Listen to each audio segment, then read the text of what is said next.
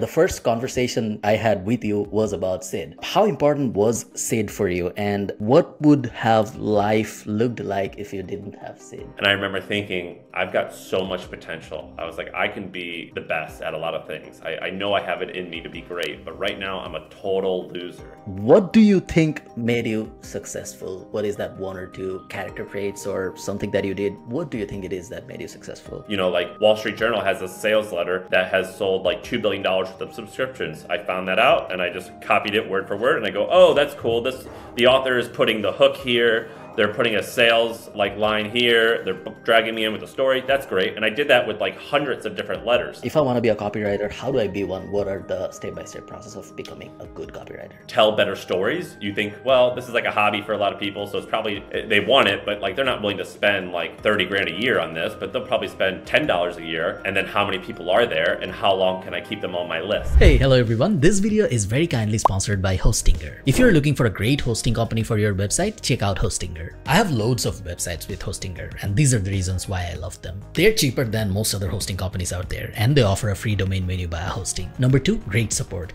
I don't think these days I can work with a company that doesn't offer 24/7 support.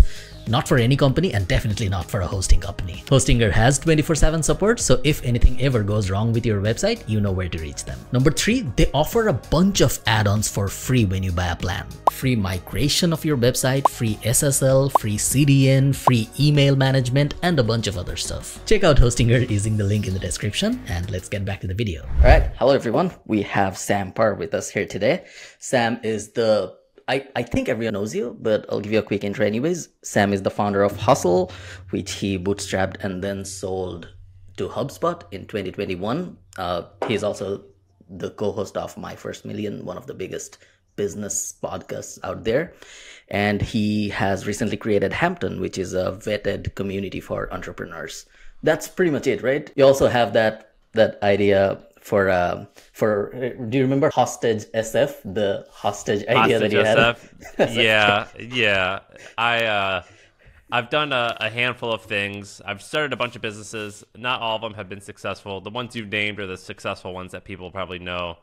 And I've angel invested in a whole bunch of companies, which I don't like doing, or I don't do anymore rather, because I didn't like it. And yeah, I've done a bunch of weird things in business, but the things that you've named have been the most successful. Why do you not like angel investing anymore? It takes a really long time. You basically give someone money and you don't hear from them a lot of times. Sometimes you'll hear from them monthly, but it's just like a really passive thing that you don't have anything to do with. And I find that I'd rather put money in like an index fund and be able to see like what my returns are every month or whatever, and like know that like it's like a steady return that I can sell at any point, versus angel investing. I've got a couple things that I've invested in that I think will give a 200 times return, which is good, but I have no idea until it actually happens, which might happen in 10 years. You know what I mean? Yeah, no, I do. I've invested in a couple of companies as well as an angel, and the reason that I didn't like it is because of the lack of control. I don't know, it's not like I want control or I want to contribute anything, but yeah, it's just, I feel like it's not fun. It's just not fun. Yeah, I found it unenjoyable, which actually is a good sign. Like investing should be, you know, unless it's your full-time job, investing, like I invest all my money basically into VTI. It's a Vanguard index fund, whatever.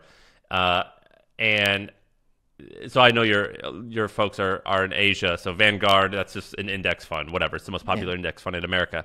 And that's like the most boring investing there should be. And so I like boring and low risk as opposed to boring and high risk, I guess. If I'm going to take the risk, I want to be in control. Sam, okay. So have you ever thought about putting your money in a Bangladeshi bank or an Indian bank where they have higher interest rates over there compared to Ireland or States? Have you ever thought about that? I've not thought about that one time ever because I don't know anything about that.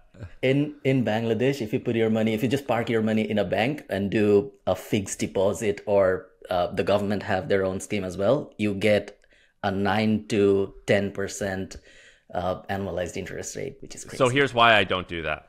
One, you're the first. That's the first time anyone has ever like brought that idea. You shouldn't. You shouldn't do that, by the way. You shouldn't. It's like, not safe. I never thought about it, and and what do we get in America? 8%, 7%. You know, the trailing 50 years. I'm okay losing a few points, but doing something that I'm more familiar with. In America, from SMP, for example, it's still a risk, but in Bangladesh or in India, when you do it with a bank, it's a guaranteed thing. You're gonna get 8%. It's not gonna fluctuate. It's a fixed thing that you agree on day one, and that's what happens for the rest of the year. Well, I stick to what I know. Yeah, no, good for you. So Sam, tell me, how do you come up? So you have had a lot of failed businesses and a bunch of successful ones as well. How do you come up with business ideas? Have you heard of Ikigai? It's like Yeah, this it's a Japanese thing. Japanese, yeah, it's like a Venn diagram. And in the Venn diagram, there's what the world wants, there's what the world is willing to pay for, there's what I'm good at, and then there's what I am skilled at. And I work really hard to find things right in the middle, right in that circle. And I read a ton of books. I don't purposely read a lot. I just read like when I find something I enjoy, and I find that a lot, about one book a week. And I'm trying to like expand a little bit of my circle, my skill circle, so I can kind of go into other things. But I basically just use that concept of Ikigai to like find new ideas, and I research like crazy. I talk to people in the space. I cold email people a ton. I get bankers on the phone who have bought and sold businesses in the spaces that I'm looking at. And it's a pretty intensive research process. So if I want to know what the world wants, what do I do? Do I read a lot? Do I call bankers? When you say you research a lot, what does that look like? Just go to Google and search. No, it's a little bit like, it's a little bit like art. So like, if you're writing a great song, you can think of a song title, or maybe you'll find like a really cool guitar riff, or maybe you'll think of like one cool lyric, and you write this, and then you start adding stuff to the song around those things. So typically, like, I'll go to a website and I'll use SimilarWeb, and I'll see, oh, well, this website I never heard of has a ton of traffic.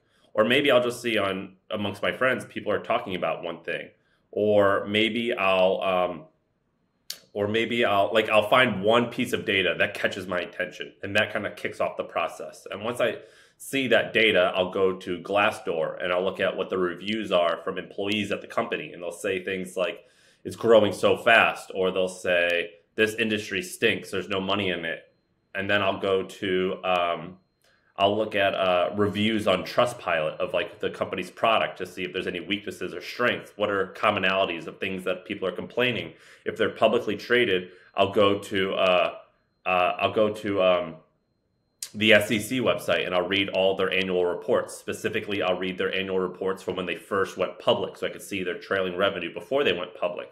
Then I'll use newspapers.com, which is a website that I pay $10 a month for, and I'll go and read old newspaper articles about the incumbents, like before there was even the internet. So like if it's some company that's been public for 40 years, I'll read about the founder in some local newspaper when he was 28 years old or something, just starting. And so I use like 30 different resources just to like get a full picture of the industry from beginning and the end. And I do basically a SWOT analysis: strengths, weaknesses, opportunities, and threats. And I just read tons and tons of articles about it. I'll email the founders of the companies in the space.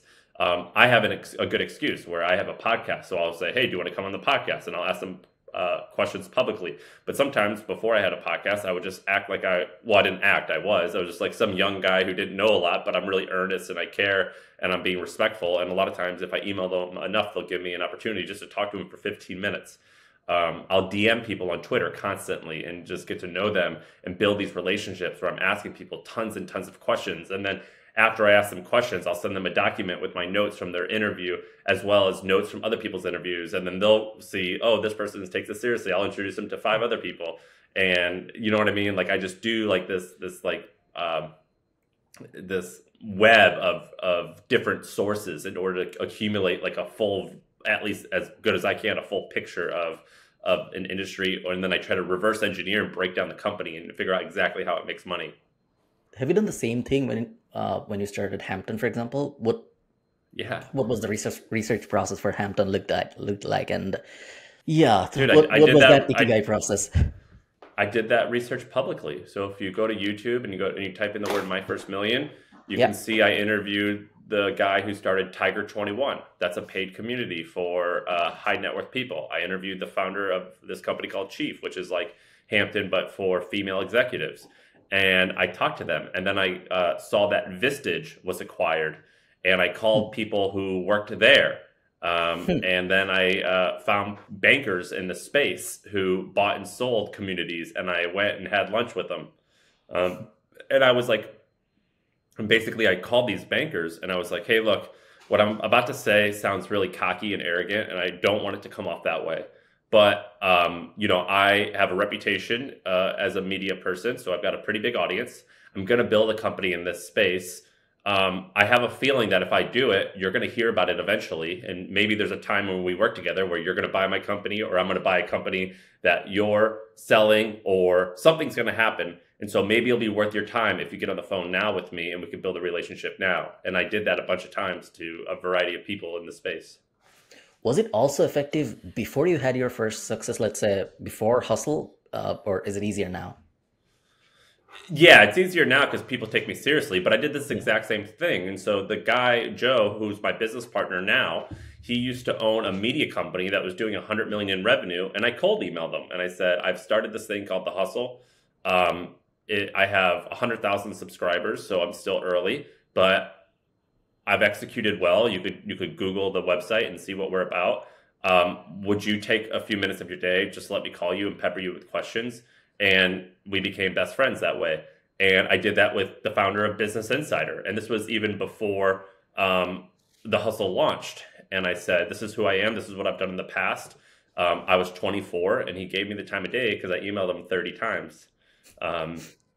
But yeah, I did it with The Hustle as well. And I also watched loads and loads of interviews with other people in the space. And then I called the people who interviewed them. And I got their intel, and then I begged them to introduce me to the person they interviewed. So yeah, I did this a lot. Nice. How, the reason that I asked that is because a lot of people, I'm sure they tell you the same thing. A lot of people tell me that I built my agency in 2018 when I knew no one in Ireland based on cold email. So the first 18 clients, 17, 18 clients came from cold email and cold email only. I knew no one. I knew one person in Ireland who ran a web design firm, and then ours was a SEO agency on top of that. A lot of people now tell me that cold email or cold outreach on LinkedIn, cold anything doesn't work. It seems like it does, but at the same time, I still feel like if I didn't have 50,000 followers on Instagram, would you have replied to my text? Or if I wasn't verified on Instagram, would you have? And a part of me says probably not, because I don't. Well, the answer is no, I wouldn't have. But you only need one or two of me's, or whatever you think I am. You only need whoever you think I represent. You only need one or two people like me to talk to. And then they'll be like, oh, this person seems like a serious person. And then they could help you. Or also, there's two advantages that people have. The first one is if you're a young person and you show that you're earnest and you try really hard. It's kind of like if you see a guy on the side of the road with a broken down car and he's holding and he needs help, you're probably not going to stop him. But if you see someone on the side of the road and they're pushing their car, you're more likely to get out and help them push. And so I always had that mentality where when I was young and I had no reputation, I was like, I'm going to make sure these people see me making progress, and they're going to be more willing to help me. And so if you're listening to this and you're young, you have that advantage where you say look, I would email someone and be like, I'm going to launch this. All right, here's my progress so far. And then I would email a month later. All right, I still want to talk to you. I know you're not giving me the time of day. Here's the progress I've made thus far since we last spoke. Okay, here's another progress update. And then after the 8th email, they're like, all right, fine, man. You're clearly taking this seriously. I'll help you. I'll call you, whatever. And the second advantage that people has is if they do have a reputation or some audience, and that's what you had. That's what I have now. But if you are in the third category, if you don't have any of those things, you could still brute force your way, because you basically only need 3 or 4 people to take you seriously. And so if you email 50 or 100 people, you'll get someone. Okay, let's change topic a little. I know you're a fan of copywriting and you have been blogging for a long time now. I read your blog from time to time. I read that last. I'm not sure if you wrote anything after that. The last one I read was in December 2023. So I'm not sure if you updated anything after that. How has blogging helped you in your businesses, either to launch or to scale? Well, blogging was my business. And so I have a personal blog called theantimba.com. I barely even Yeah. share it. That's just like a diary. And I don't give two shits if anyone ever reads it. It's just fun Yeah. for me to do it. But when I originally started, and when I started my business career, I started a hot dog stand. I don't know Yeah. if they eat hot dogs in Ireland or in Bangladesh, but it's a very American food. And I got really good at selling meat to people on the street. But I was like, this is really hard. It's like 100 degrees. I don't know what that is in Celsius, but probably like 35 degrees Yeah. Celsius. It just like stupid hot. And I was like, I want to figure out a way how to sell stuff to like an infinite amount of people. And I learned about this thing called copywriting, where I could write text on a page, and that could like it could be read by like millions of people, and I don't have to like do it a million times. And so once I learned how to do that, I realized, oh my God, the written word is so powerful. And then I got really into blogging, and I started this conference called HustleCon. And HustleCon, I made like 60 grand in 60 days on it, doing this conference. And then I made, I think, 200 grand like 6 months later off this conference. And the way that I made the conference popular was through blogging. And I was like, conferences suck, because if it rains that day, I'm screwed. Like, that's a bad business. But I wonder if I could turn the blog into its own business. And then I realized that blogs are actually a little bit challenging, but email newsletters are way easier, because someone will give you their email one time and you can talk to them many times. And so I built my whole business was, I mean, email, the way that I did an email, it was basically a blog, but in someone's inbox. And so my whole business was blogging in a sense. Like, to this day, I would say it's blogging. It's been like the greatest thing on earth. Now I tweet and I do podcasting stuff, but that's the same thing. It's like all based on the written word. It's like changed my life. Do you think blogging is still, well, I'll tell you why I'm asking this question after a while, but do you think blogging is still powerful in 2024? Because a lot of the people now consume videos, and even audio alone doesn't seem to cut it anymore. I'm not sure if MFM was an audio only podcast, but you were big on It was audio, right? audio only. Oh. Yeah, Yeah. and then In you fact, moved to YouTube. yeah, but our audio is still way bigger. Yeah, I used to listen to I think I still listen to the audio version more compared to the video one.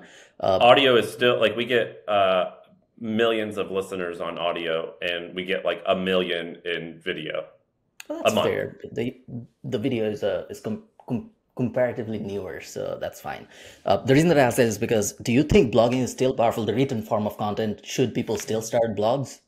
100%. But you got to go back to the Ikigai thing, which is like what you're good at. So, for example, I don't love video. Like, I don't Yeah, personally enjoy doing it. I don't like looking at a camera and yeah, like talking, but some people do. And some people, not only do they love it, they're really talented at it. I don't think that I'm particularly talented at it, nor do I love it.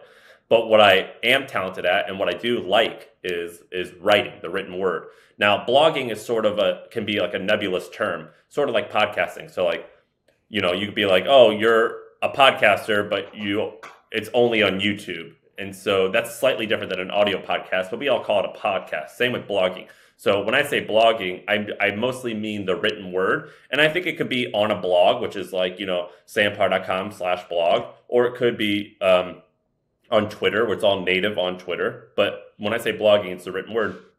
And it's incredibly powerful, man. Like, do you realize that, like, do you know WordPress? yeah, WordPress powers 40% of the internet. WordPress powers 40% of all websites in the world. I think it's something crazy like that. It's either 40% of all websites in the world, or 40% of all traffic in the world goes to a WordPress site. So is blogging still powerful in the traditional sense? 100%. And the people who say that it isn't, they just don't know what they're talking about. Now, YouTube, I think, is probably equally as powerful, but blogging is 100% still a viable strategy. Although I would say that audio perhaps is even more powerful than all three of those. why is that? Because when you listen to someone on a podcast, typically someone's listening pattern, when they find some podcast they like, is they'll spend 30 to 60 minutes, sometimes once, sometimes multiple times a week, with headphones in their ear, and they're not usually doing anything else. And you feel like you build a relationship with that person. There's so many podcasters. You said this to me when we started talking, and I say to other people, there's so many podcasters who I feel like I know, even though I've never talked to them. And there's been times on our podcast where we'll mention something in minute number 55, and we're not promoting anything. We'll just mention a cool book or something that we read, and I'll see that the next day it goes way up the charts. Or we've mentioned like a software product that we enjoy, and we'll mention it in minute 40, and they'll be like, we made $1 million yesterday because you guys mentioned us. And so like I've seen how powerful it can be, audio, how powerful audio can be. I'll tell you a quick story about blogging. So my career, so I started as a freelance writer back in 2010 when I was in Bangladesh. I was in school, and I used to get paid. It is Upwork now. It was Odesk back then, and then Odesk and another platform merged into Upwork, and then it became a public company. So yeah, I was paid $1 for every 500 words I wrote back in 2010, and so I did that. And that type of blogging is the fucking worst, though. Like, it's the worst. So I'll tell you what happened next. So I then moved to SEO, and then I was like, what's the point of writing for other people? Let me create my own blogs. So then I started creating my own blogs on topics that I had no idea. It's the farthest thing from Ikigai. I had no idea about any of these topics. I just started blogs on these topics because it had SEO search volume, and when I did the research, they were easier to rank compared to other blogs. I'll give you an example as well. So in 2016, this is how I started my YouTube channel actually. So I did a public case study type thing where I promised the world that I'll build a blog, rank it on Google, and then make money from it and then sell it. And I did that somewhat publicly and then also with a course. And I built this blog called honestgolfers.com. Till today, I have never touched a golf. I don't even know what they call it, a golf bat maybe. So I built this blog. It ranked well. It started making $500 to $700 a month. And then I sold it for 15,000-ish when I was in Ireland. So in 2016, 17, I think I sold it. That's still live, and it gets a lot of traffic. I wrote about the best golf balls, the best golf bats, the best this, best that. So the blog, after the blog became popular, the golf companies started sending me shit because I was a popular golf blog. And I had no idea about any of these products. So I started selling those on like an eBay equivalent in Ireland. It's called Dundle. So I started selling those on Dundle, and then I became a big seller there selling golf shit. But I still had no interest about golf. The reason that I asked if blogging is still alive, if people should start blogging, is because I don't think that strategy works anymore in 2024. Yeah, or at least it's really hard. The way that blogging gets even more intricate. So you basically think like, all right, so you want to blog, cool. How are you going to get traffic? Are you going to get traffic through search, through social, through a handful of other categories? And the category that you choose to get traffic from somewhat dictates how you create your content. And so if your game plan is just to become like an SEO farm a little bit, and you aren't passionate about it, and you're not building a brand that people are willing to type in your website into the URL bar, I think it's going to be really, really, really hard to succeed in that way. Yeah. If you're a blog where, like, for example, if a passionate golfer who truly knew what the hell he was talking about started a golf blog, they'll crush it. But if like the younger version of you tries to do it, it's going to be incredibly challenging because it's a lot more complicated, or rather a lot more competitive now. But if you are like, there's always room in the market for different. And what you did wasn't that different, but it just so happened that you did it at a good time where there probably wasn't that much competition. But when you truly care about something, you will go to someone's blog because you can like tell that they know what the hell they're talking about. You know what I mean? Yeah. You have to have like real authority, I think. Yeah.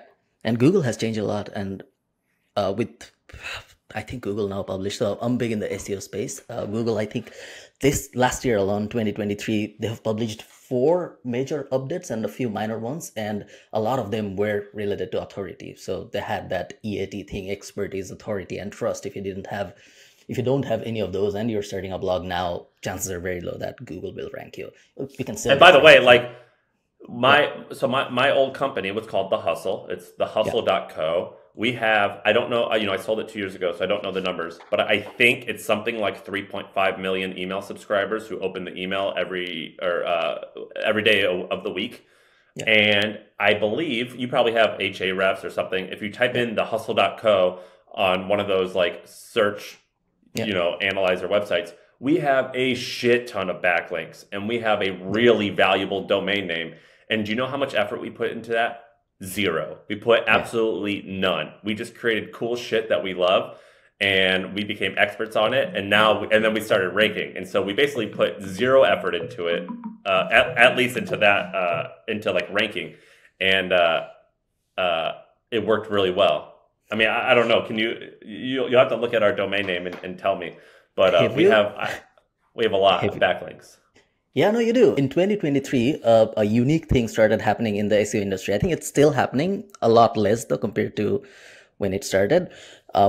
News websites, generally websites that have a lot of authority, we're selling links, articles. Like you can pay entrepreneur.com, for example, or forbes.com to publish an article about you. That has been going on for years now, four, I five, six hate years. that, which I Yeah, hate. but what started happening last year is a lot of the smaller news companies, let's say in India or in Asia or even in Europe, they started realizing that it is a lot easier for them to rank for keywords compared to a random blog. And what the SEO agencies started doing, and even individual bloggers started doing, they started paying these websites. So let's say indiatoday.com or one of these websites, you go to one of these websites, you pay them $300 to $400, and you publish an article about the five best VPNs that anyone should use. And you put your affiliate links on those, and they rank pretty much within like the next week because they have high authority. Yeah, internet is brained. Yeah, and I hate that stuff. I hate that. That's a shortcut that I'm not on board with those things. I also think SEOs like I think it ruins your brand as well. SEOs are probably the most hated type of marketers in the digital marketing world. Dude, Yeah, I'm not a fan. uh, if I want to be a copywriter, you have a copywriting course as well. If I want to be a copywriter, how do I be one? What are the step-by-step process of becoming a good copywriter? So I don't like in terms of copywriting, I would say I'm like a 7 out of 10, maybe a 6 out of 10. I have a lot of friends that are nines and tens out of 10. And so I'm like a very self-taught person where I would say I'm adequate and I can get the job done, but I'm not the best. And the way that I learned was this thing through copy work, which is basically like if you want to learn how to play the piano, you don't just sit at a piano and they're like, all right, write a song. Instead, you learn how to play Happy Birthday, or you learn how to play like a really simple like nursery rhyme, like a children's song or something that's like really easy to remember. And then eventually you scale up and you go and you learn how to play your favorite band, and then you learn how to play your second favorite band songs. And then after doing that for a couple years, you're like, I like this. I noticed these trends and patterns. I could feel the texture of the different stuff, and I noticed that like these chord structures, they typically sound good together. I love this jazz bit. I love this thing from this rock song. I like this pop song thing. I'm going to combine these and I'm going to create my own style. And I do the exact same thing for writing. It's called copy work. So the way that I learned was I found American classic books that I thought had beautiful language and were really good at storytelling. And I literally sat down for a couple hours per day and I hand wrote it with a pen and paper and I just copied it word for word. And then I found the best sales letters out there that ever existed. Like Wall Street Journal has a sales letter that has sold like $2 billion worth of subscriptions. I found that out and I just copied it word for word and I go, oh, that's cool. The author is putting the hook here. They're putting a sales like line here. They're dragging me in with a story. That's great. And I did that with like hundreds of different letters. And this technique is in America. This is how we used to teach writing for years and years, and then it changed, and we no longer do it. But in my opinion, copy work is the best way to learn how to write. So let's say you want to learn how to write funny. You can even go and find like a movie script, or you can find a funny book or a funny article, and you literally write it word for word, and you do that a ton of times, and you start seeing the patterns, and you start feeling, and you could really basically copy exactly how someone else did it, and you start being influenced by them, and then you be influenced by these 5 other people. Then eventually you have your own character, and that's the best way I think to write or to learn how to write. How important is it to write it on like a physical pen and paper? So I believe, so I didn't know, so I always felt pen and paper was significantly better, and I never knew why. And then someone shared this study with me where they actually studied it, and they said that like actually making the movement with your hands had better results when they tried it in 2 different trials. They had one type and one not type. And so I guess there is some research behind it. I never knew about that, but I always felt it was a lot better. Uh, what? So let's say I'm a good copywriter, or I'm a good video editor, I'm a good X, whatever it is. By the way, you could do this for video editing too. Like I remember Yeah. years ago, I got really into like making like hip hop music, and I was always curious about like the samples. Like like in Yeah. Kanye West, you'll hear like samples from like old Yeah. music, and you like and I'm like, shit, how do you do that? And I would watch tutorials online, and I would be like, all right, here's how Kanye West did it for this song, and I would just like copy that, and I'm like, oh shit, you can like take this little part from this song, and that's how he did it. Oh cool, I can do that too now. And I would do that. So you can do this with music, you can do this with video editing, you can definitely do it with coding, you can do it with so many different skill sets. Sorry, I interrupted you. No, they're fine. So yeah, what I was asking is, let's say I'm a good X, whatever that skill is for someone. I'm a good copywriter, I'm a good video editor, I'm a good web developer, and so on. How do I find clients? What do you think? So if you were a video editor and you needed clients and you didn't have any connection, what would be the best way to find clients? Every video editor that I have found that has done stuff for me, they usually make a video, or like they'll just take a video or clip that I've made and they'll re-edit it and they'll send it to me, and they'll be like, here's what I could do for you on a regular basis. And I've gotten good work for that. And I get DM'd. I mean, I think you're more popular on social media than I am, but I get DM'd probably 5 times a day of like someone being like, I make video clips, can I do them for you? Yeah. And I ignore all of them. But every once in a while, someone will say, hey, your video clip that you made, it sucked. I redid it for you. Here it is. And that's how I've hired all the people who I've hired. So if I wanted to get new clients, let's say for your favorite skill, SEO, it's not something that you can just do and show people in a month. Maybe you can do an audit. Do you think that'll be a good way, just doing an audit or something tangible that they can fix immediately and show them that? Well, yeah, for sure. And then the second best way, yeah, like you do like a report and be like, by the way, your website, you screwed up all these parts. If you made these changes, I bet you'd get results. My agency can do it for you.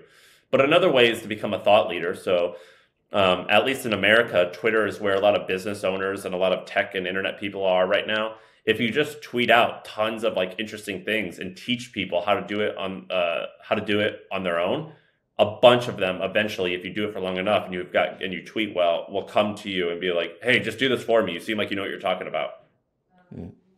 Cool.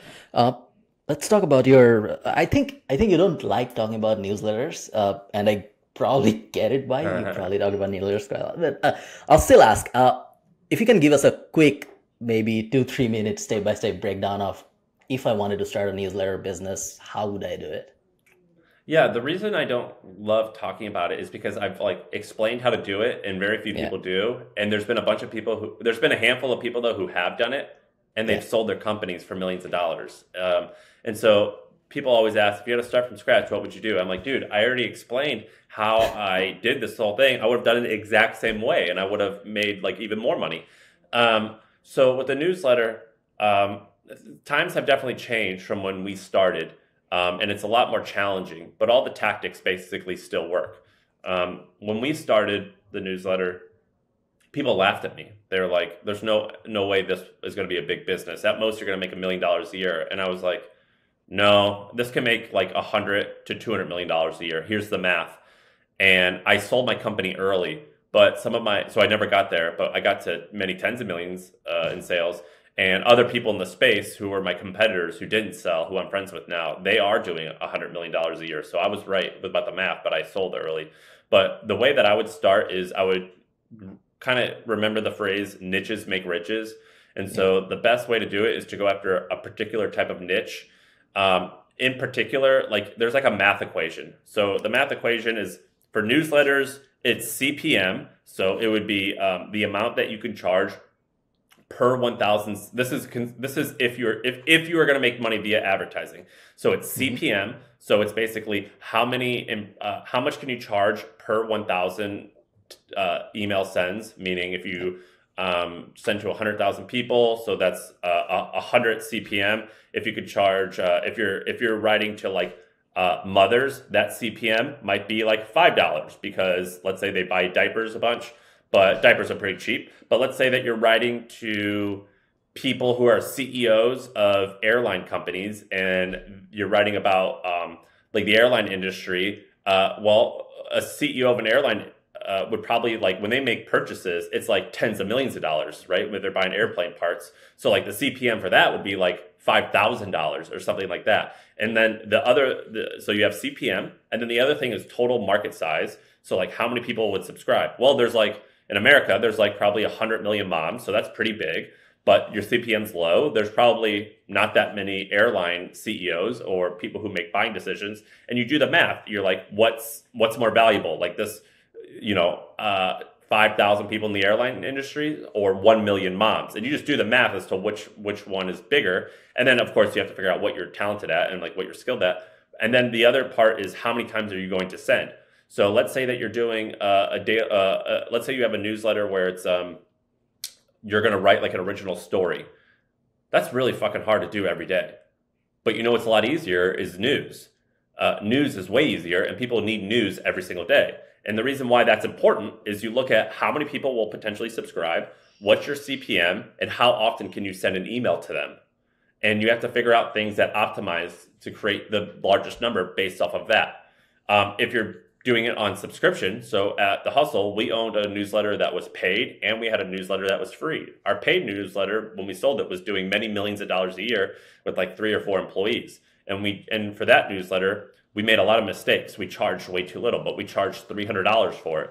And so if you want to do a paid newsletter, you have to figure out how valuable is the information that I'm providing. Like what's the potential outcome for someone for getting this information?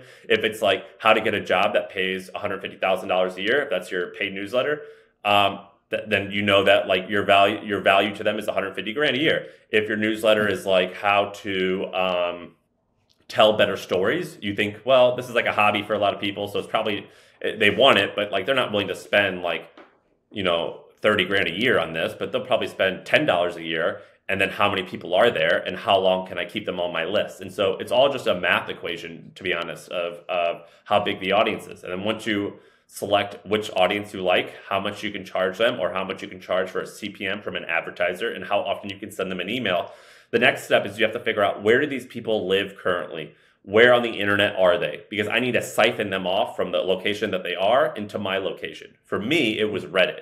The Hustle was business and tech news. So it was like the Wall Street Journal, but for like a 28-year-old, and it had a tech slant. And so for us, I was like, I think they're on Reddit and I think they're on Hacker News. So I'm going to blog and create content for specifically that audience. I'm going to try and get millions of them to come to my website. And when the millions of them are on my website, I'm going to have a pop-up and email forms that grab their attention and let them know that The Hustle is a daily newsletter and I'm just blogging to grab their attention. And then doing that, I got to like 500,000 subscribers in 2 years. And so for other people, maybe their audience is on Facebook. Maybe their audience are in Facebook groups. Maybe their audience is on Instagram. And so the name of the game is, how do I figure out where that audience is and what content can I create that gets them to come to my platform so I can collect their email and then send them and get them on my list. And yeah, I mean, it sounds simple and it's straightforward. It's quite hard, but it's simple. Yeah. Do you think still that's the best way though? If people have the opportunity or the option, should they go for paid ads compared to the organic grind that you just explained? My opinion is you should always start organic. And once you've proven that your content is awesome and that people want to stay and subscribe to you for a while and that they love your brand, I like to use paid ads. So we use paid ads. We spent tens of millions of dollars on paid ads. I like to use paid ads once I know it already works, and I'm going to use it as fuel to the fire. But a lot of people start with ads too early, and it's like, dude, you don't even have a fire yet. You're just like wasting your fuel. Wait until you're just doing a shortcut that's actually going to cost you in the end, because you're paying dollars to advertise and to get a customer. It's sort of that doesn't really want your content, and it's sort of like, having a leaky ship and you're constantly bailing out water. It's like, make sure your ship works, then put more fuel on it. You know what I mean? And so I think that, like, if I had to put a number on it, I would say get to 10 or 20,000 subscribers and then do paid marketing. The reality is that those me saying just a number isn't exactly the reality. The reality is you kind of got to feel it. You got to do people love your shit? Do they reply to you and say, I love this? If you tell them that you're going to be at a specific location, will they actually get out of their home and come and see you? Like, there's a bunch of ways to test, like, do people actually love this? And once you know, all right, my content is good, my product is good, and I know exactly who the type of person is that I should get to subscribe to this, then do paid marketing. And what's the other side of the equation? Like, how easy or difficult is it to get a sponsor for your newsletter?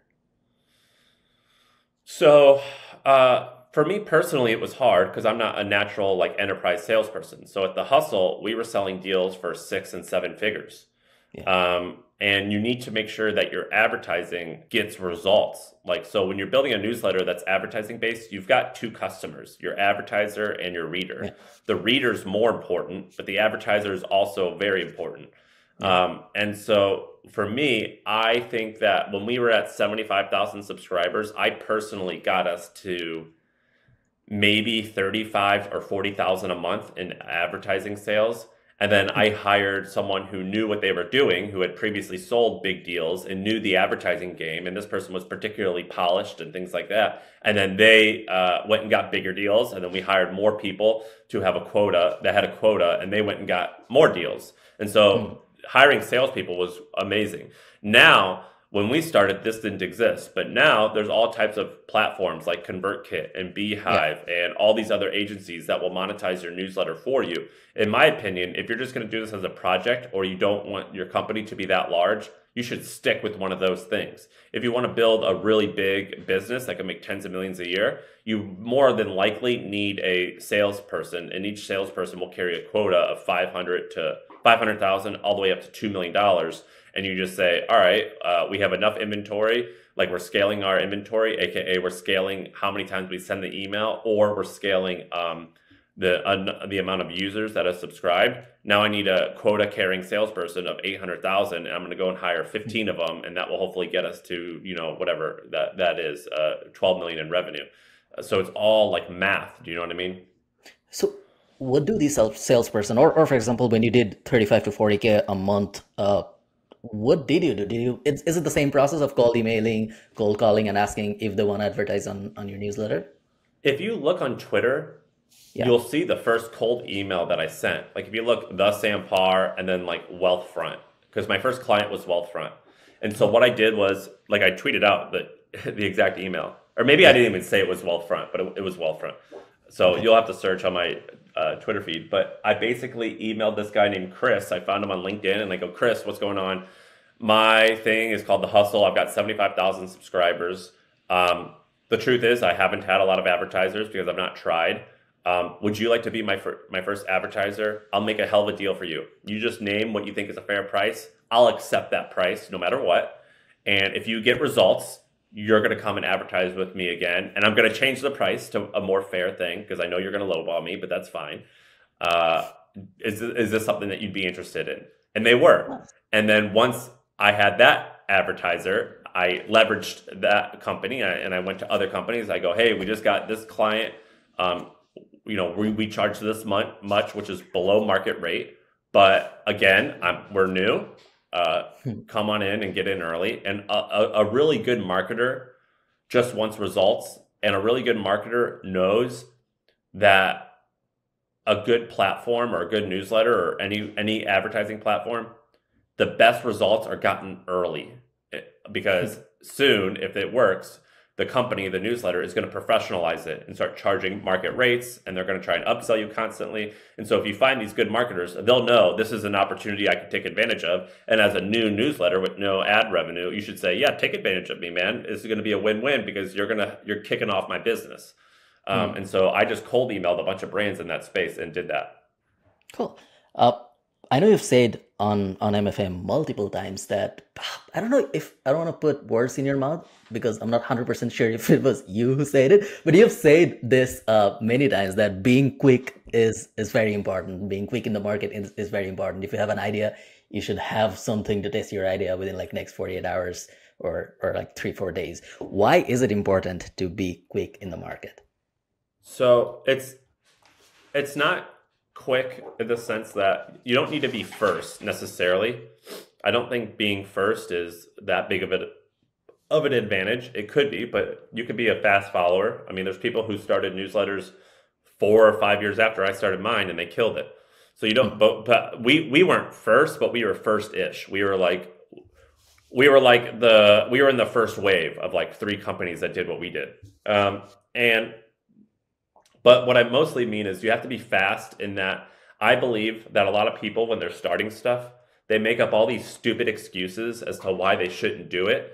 And instead, what I've noticed is the longer they wait, the bigger their excuse list gets and the more fear they get. So if you're like a new person, a new entrepreneur, I just think that the second you have the idea, you should try to go get a customer within like 48 hours.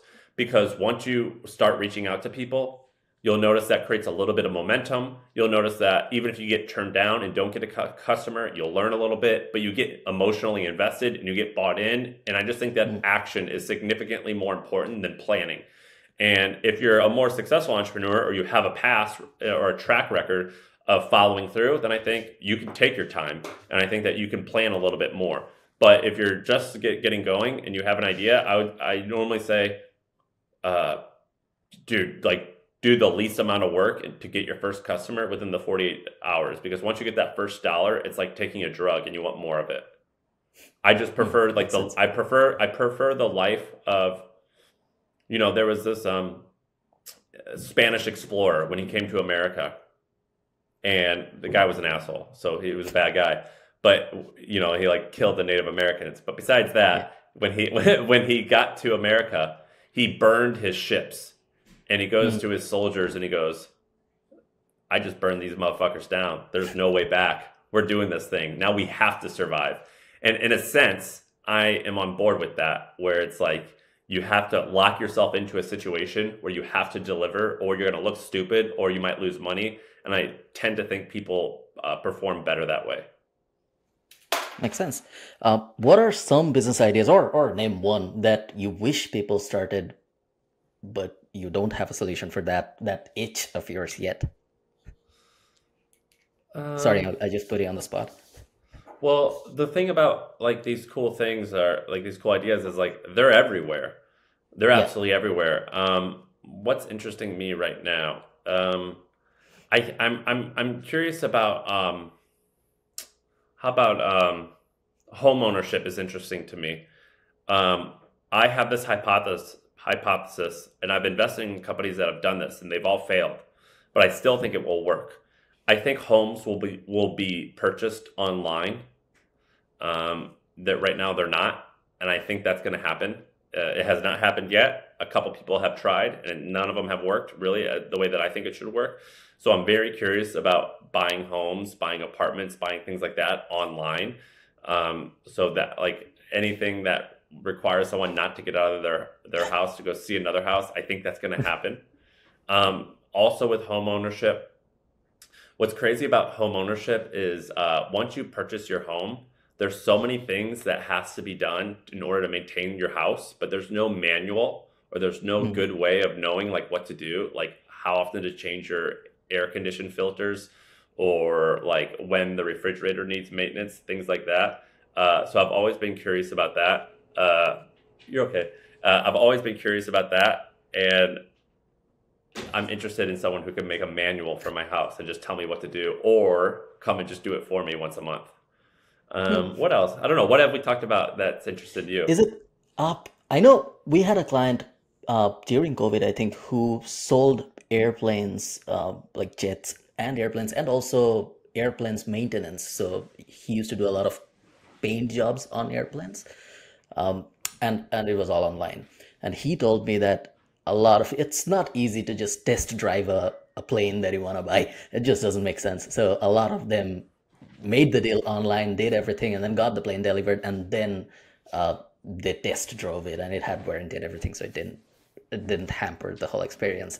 So yeah, if they can do that, home ownership makes sense. So do you think it's like a if people should build like a marketplace for people to buy and sell homes? Is that it? Yes, I 100% think that will be a thing. It's not caught on. I think that in order to make some of these big ideas like that work, there needs to be an inflection. So like, for example, in America, we had regulation that changed during COVID that allowed doctors to see patients virtually. And so we saw Yeah. all of these platforms pop up for virtual doctors.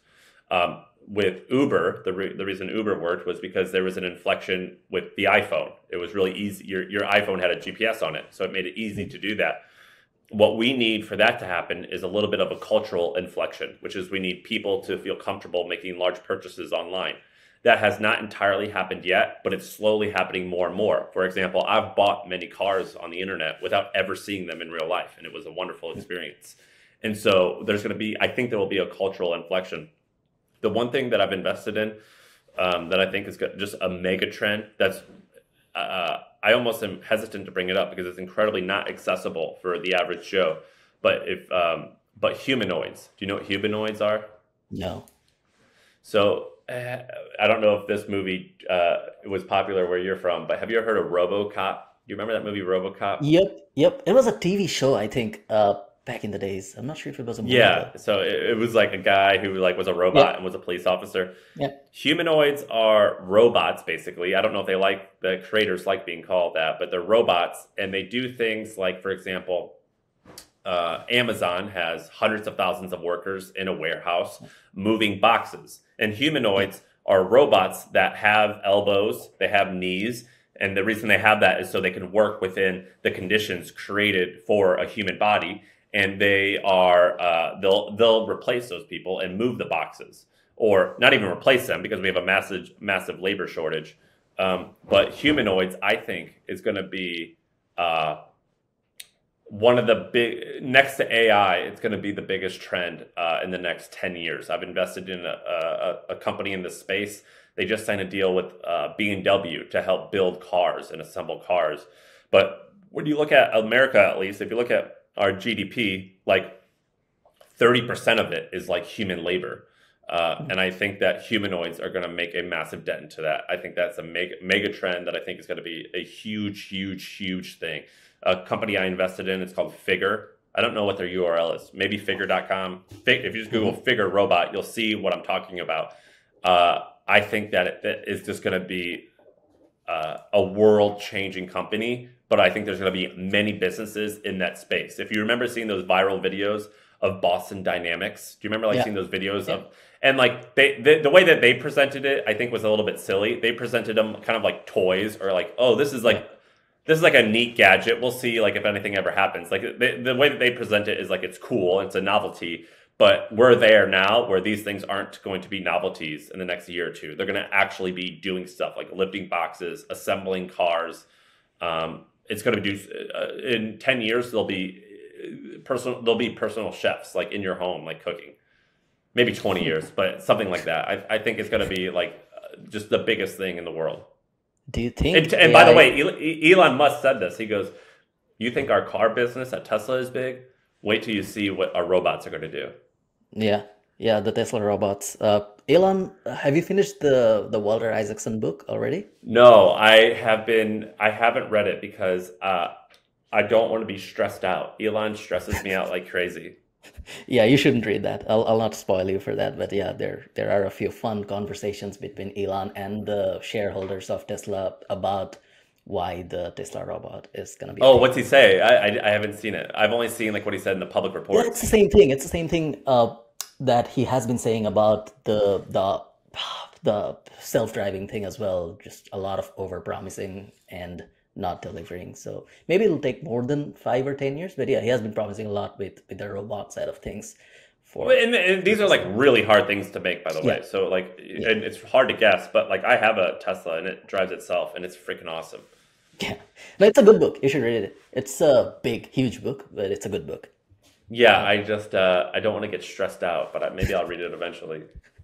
Is it too early to ask if being a parent has changed you as a person? No, it's not too early. The answer is yes. Yeah, it basically it felt like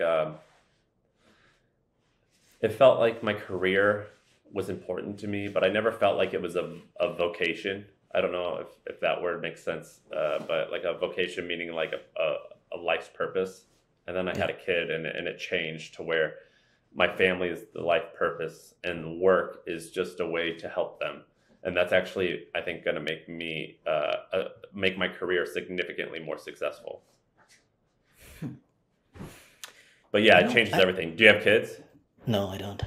Yeah, I mean, it changes everything, and it made me feel more masculine. Like I have to protect them, and emotionally and physically and financially. Yeah, it felt like it changed everything. Nice.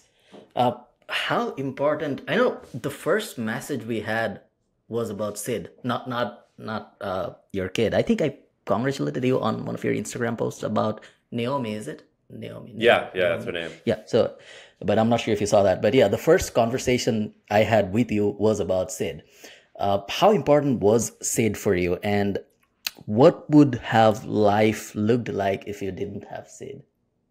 Yeah, so basically, Sid was my dog. I had a 85-pound white pit bull. He died recently. He was 15. I had him for 15 years. Have you seen my tattoo of him? Yeah, I did. Yeah, so I've got a big tattoo of him. But basically, I got him 15 years ago because a guy I knew got in trouble for selling drugs and got arrested. And he was like, hey, can you watch my dog? And I was like, yeah, sure. And he just didn't get out of jail for a long time. So I was like, oh, it's my dog now. And at the time, I was basically an alcoholic, borderline drug addict. I was in bad shape. And I got arrested one time. And I left the dog. Sid had to be by himself because I got arrested when I was out, like running around the street. And I came home one day after I was in jail for like 48 hours. And my dog had gone to the bathroom in the house and hadn't eaten. And there was no water. And I was devastated. I was like, I can't believe I let you down. I feel so bad. You know, I have a responsibility. And I just totally screwed it up because I was selfish and I can't get my act together. And so I got my act together because I wanted to make this animal proud, and because I wanted to provide and do like what you're supposed to do as a man. You got to take care of your family, and he was my family, and I completely screwed that up. And I remember thinking, I've got so much potential. I was like, I can be the best at a lot of things. I know I have it in me to be great, but right now I'm a total loser. And I just let down this animal that relies on me, and he felt like my family. And so that's kind of how I got my act together, was caring for this animal. And this is the same thing with kids, by the way. When you have other people or other animals or things, whether it's employees, children, pets, whatever, when you have people who rely on you, you feel like this is a mission that I'm on to make all of our lives better, not just so I can buy these stupid things that I don't really want. And it just made me laser focused and go and be so much more aggressive about achievement, not for the sake of achievement, but for the sake of doing what I'm supposed to do as a man, which is take care of my tribe. And it just changed my life entirely. It taught me how to be patient. It taught me how to stick to my responsibilities. We used to, me and Sid, we've lived all over the country. We lived in New York. We lived in San Francisco, Missouri, Texas, Nashville. And when I didn't have a lot of money, I couldn't afford to fly with him. And so I would drive cross country all of the time with him in the back of the car. And we would hang out all over the country. And it was just like, look, I made a commitment. I stick to it no matter what. And it just kind of taught me that that's the way to handle things. And I kind of do that in business, which is like, we don't need a contract. If I told you I'm going to do it, I'm going to do it. And it changed my life. Having a thing that relied on me is the greatest thing ever. And that's why there's a lot of like solo entrepreneurs, like people who are doing things on their own. And I think it's really great. And I understand why they love it. And I love it too sometimes. But when you have employees, and employees particularly who have kids or who are married, you feel like I'm now married or I now have kids. Like I remember when I was 26, my employee had a kid and I was like, I just had a kid then. That's what it felt like. It's like I have to do this great thing in order to make sure that this kid has food. And my dog Sid kind of taught me all that. I think that having a dog in your 20s is like the greatest thing on earth, because the person you are when you're 20 and the person who you are when you're 30, that's like one of the bigger changes you go through in life. And oftentimes the friends that you have at 19 and 20 aren't the friends you have at 30. And there's only going to be one person that's going to be there for that whole evolution. It's your pet. And so I'm a big fan of dogs in your 20s. Do you think you'll ever get another one? Yeah, when he when he went away, it was the saddest moment of my whole life. I guess you could say I've been lucky. I haven't had a lot of death in my life. But it was the worst. It was the worst thing I ever went through. And so I'm still kind of like getting over it. But yeah, I think that I like animals and I like children's, and I think Sarah and I, my wife, the thing that we're going to give a lot of resources to are going to be dog no kill shelters and kids. I think that like the way that we treat animals, like for one, like the way that we treat like cows and pigs in America, I think is a travesty. And so I try not to eat like red meat unless I know exactly where it came from. And so I would like to like help work with that. And but the way that we treat like pets, usually that's indicative of like how nice you are to other people. And so I would love to like we foster a lot of animals, and I would love to give money and fund shelters and things like that for animals. So that's going to be one of our big causes, that and children. Nice. Wait, I didn't even answer your question. So eventually, I'm gonna get another dog. I just got to get over it. Yeah. One of the main reasons I think a lot of people don't want to get a dog is that exact feeling that you felt when Sid went away. It's just they just don't want to feel. Which I understand. I'm going through that now. But the thing is, I think that's life, though, right? Like a lot of people want optionality. And I think that I'm in that same boat, but I try to actually fight that and be like, no, man, like it's good to have responsibility. It's good to have a burden on your back sometimes, because that keeps you in line and it keeps you straight. And people die. Like you just gotta like fucking figure it out and gotta, handle it. And so it teaches you a lot about life. It's like, a lot of people hated hearing me say this, but I'm like, no, man, having a pet, it's not the same, but it's very similar to having a child, and it's a really good way to prepare you, though.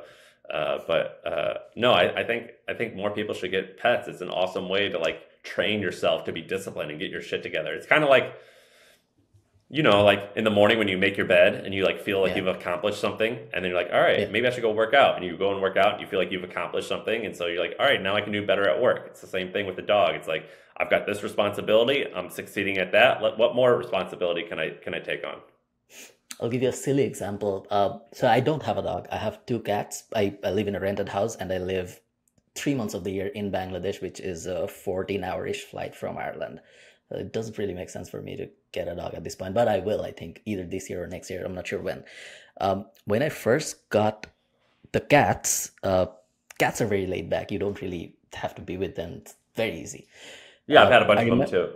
Yeah, I remember when you eat, during my single life, I used to eat a lot of crisps and chips and stuff like that.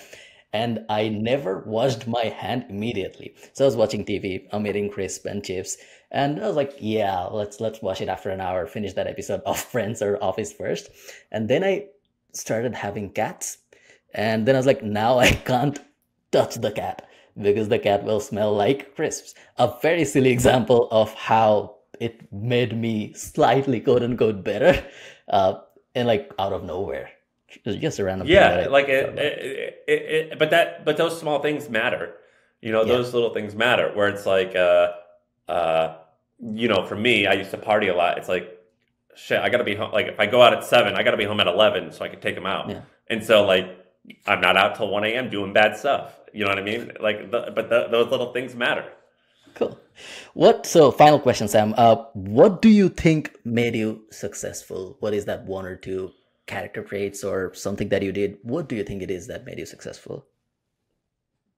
Well, luck. Luck is real. I don't want to downplay that. I think I'm lucky that I was born in America. I'm lucky I was born in the era that I was born in. I'm lucky that I was born to parents that helped me and were supportive. And then like I got some timing things right, and that was just pure luck. So luck's a real thing. I've got these tattoos on my feet that say "Act Now," and when I was a kid, they used to say that I had ADD, or they would say I couldn't sit still, like it was a bad thing. But that was a great thing. Like the fact that I act really well.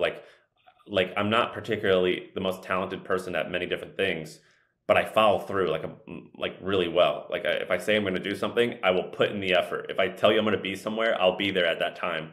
So I follow through really well. I don't always execute that well, but I'm always following through. And because I'm following through, I'm usually one of the only people that actually try. And then I would say I'm pretty good at being focused.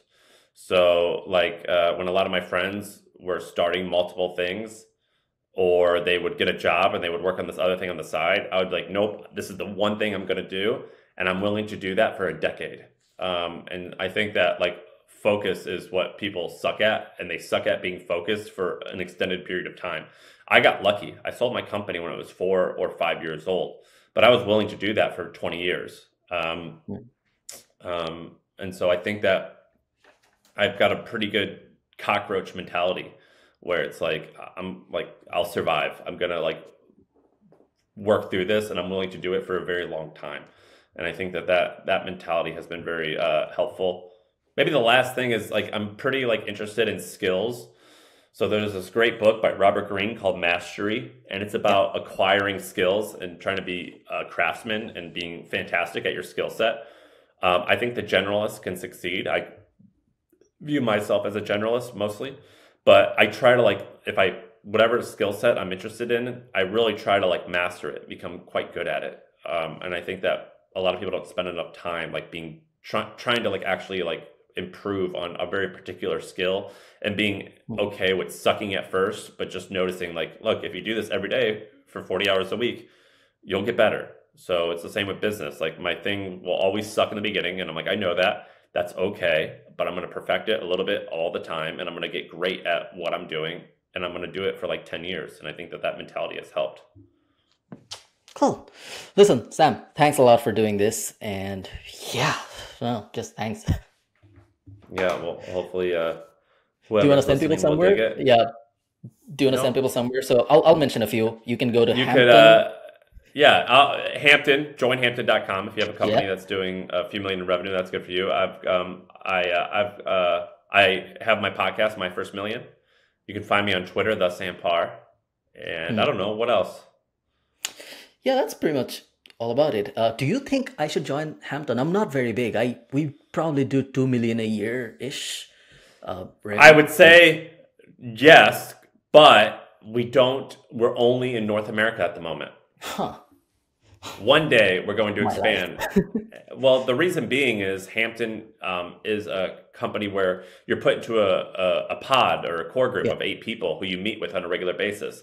And it's really hard to do the hours, to do the scheduling with people overseas. And so I think in the next year, maybe 2 years, I'm not sure, we're going to eventually we'll do a concentrated, we're going to try and grow in Europe. Or Asia. I'm not sure where we'll go first, but we have to do we have to get the business is basically we have to get concentration and density in one area and then expand.